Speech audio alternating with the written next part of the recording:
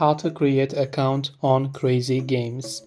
Hey everyone, welcome to our channel. In this video, I'm going to guide you through the steps on how you can create an account on CrazyGames. So without any further ado or delay, let's get started.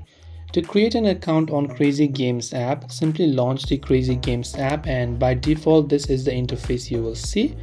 Just go to this option right here that says login or sign up. When you do that, you have many ways to create an account with. You can continue with your Google account, Facebook account, or your Apple ID. Or you can simply type in your independent email address and tap the continue button.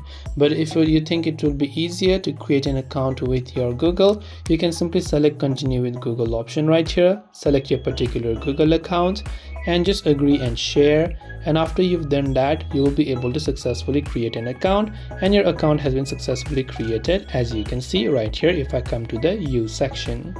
And this way we can easily create an account on CrazyGames. Hope this video helped you out. If you have any questions, feel free to leave them down. Thank you for watching and see you soon in the next video.